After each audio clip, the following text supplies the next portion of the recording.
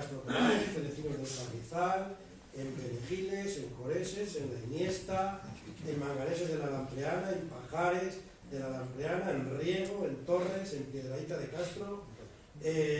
Hubo 3 hospitales, San Sebastián, Santa Cruz y Nuestra Señora de la O, en San Agustín del Pozo, en San Cebrián de Castro Torafe, en Villalba, entre otros. En Puebla de Sanabria, que hubo fue también de fundación del quinto conde de Benavente, que hubo también allí, y sabemos que esa zona está menos estudiada, que también hubo en Uña de Quintana, Hospital de la Encomienda de Benavente Rubiales de la Orden de San Juan de Jerusalén.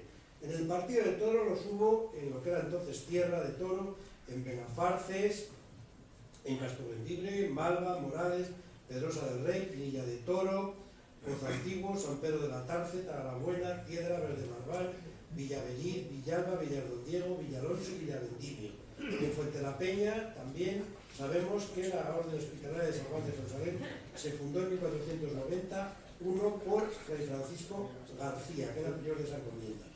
En Fuentesauco, este es el único caso que hemos estudiado expresamente porque no teníamos referencias, sabemos que hubo 2, existió el Hospital de San Salvador, que debió ser fundación del primer tercio del siglo XVI.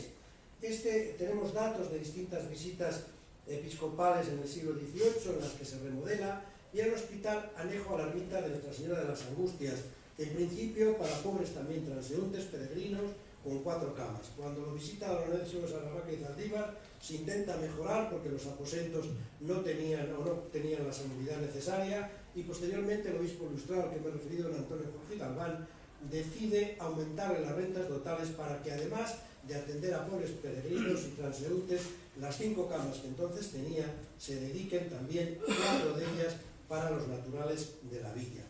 En la tierra de Alba los hubo en Alcañices, en San Nicolás de Bari, del que tenemos noticias también desde 1541. Aunque pobremente dotado, tenía 2 aposentos con 5 camas, tenía también a su cuidado una hospitalera con el cargo de lavar la ropa y cuidado de los enfermos, y también era atendido periódicamente por un médico al que se le pagaban anualmente 2 cargas de trigo. Posteriormente, a fines del siglo XVIII, sabemos que aumentó el número de camas a 8, 5 para hombres y 3 para mujeres, y que también estaba dotado convenientemente. En Carvajales de Alba, al cuidado de la Cofradía del Santísimo, existió también otro, ¿verdad? Y en Sejas de Aliste también otro, fundado por el licenciado Mora, del que también tenemos noticias desde 1556. Luego también en Morrerola de Tabra.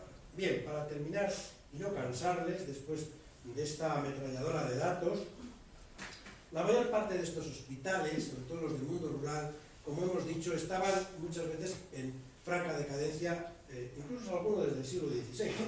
En el retrato que hacen del Hospital de San Pedro en Villafáfila, en la visita de 1515, ya se dice: dicho día los visitadores visitaron un hospital que se dice San Pedro, el cual es una casa, dice, las paredes de la cual son de tapia, de lo alto de madera tosca.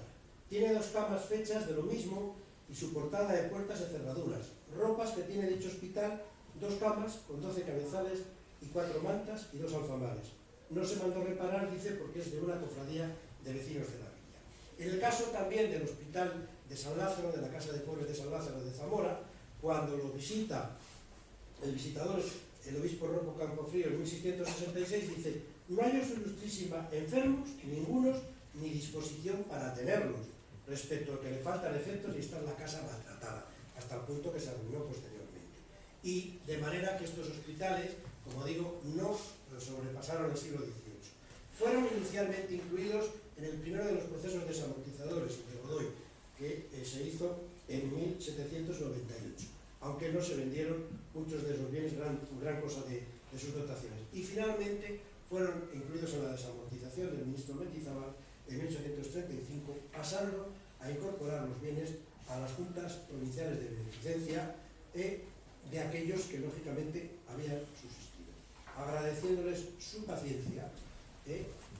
Esto es todo y buenas tardes y muchas gracias.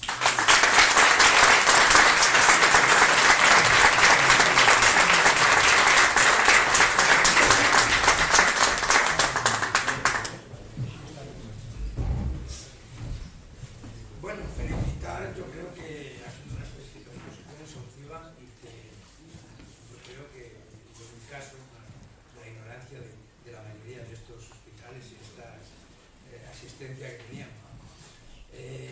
Aprovechando que está aquí, si tenéis alguna pregunta o alguna curiosidad, sobre todo pues, gente que haya convivido, que haya tenido alguna experiencia en esto, pues aprovechar ahora. Que yo pueda resolver. Yo creo que en este tema.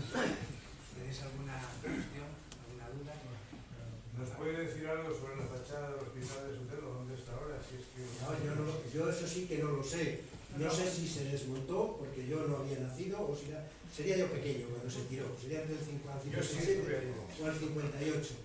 Sí sé que si obviamente la fachada, no sé si se conserva o no se conserva. Yo creo que si se hubiera conservado sabríamos de ella, porque hoy se investigan muchas de estas cosas. Lo poco que tiene, ya lo sabes, es un magnífico retablo de época y el sepulcro del comendador, que obviamente, aunque quede allí muy digno y muy bien, lo lógico es que eso estuviera en territorio, por así decirlo, de la Diputación Provincial.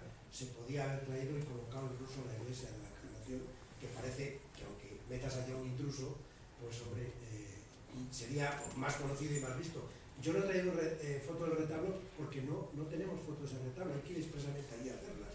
Y luego hay un problema porque hay mala luz y es muy grande y demás. Pero de esos hospitales muchas veces lo que nos ha quedado es eso, en el mejor de los casos. Sí. Una curiosidad como matrona. En el Hospital de la Encarnación he entendido que había una sala oscura para partos. En el de Sotelo. En el de Sotelo. Una sala oscura para Partos vergonzantes, así literalmente. Sí, porque se daba luz a oscuras y en total secreto. Pero porque eran madres solteras, supongo. También, sí, casi siempre. Esos eran hijos fundamentalmente de la tropa, que había mucha en Zamora, y había mucha prostituta, y había mucho infanticidio, y el obispo, lógicamente, tenía una gran preocupación por esto, para que, lógicamente, esos niños no muriesen y fueran, lógicamente, útiles a su majestad. O sea, que iban a hospicio, ¿no? Sí, pero lo que pasa es que en Zamora todavía no había hospicio, se mandaban a Salamanca. Estaban un tiempo aquí al cuidado de nodrizas y luego se mandaban a Salamanca. Sí. De hecho, eso se llamó siempre la maternidad porque actuó como maternidad en los últimos años. Allí es donde se iba habitualmente a dar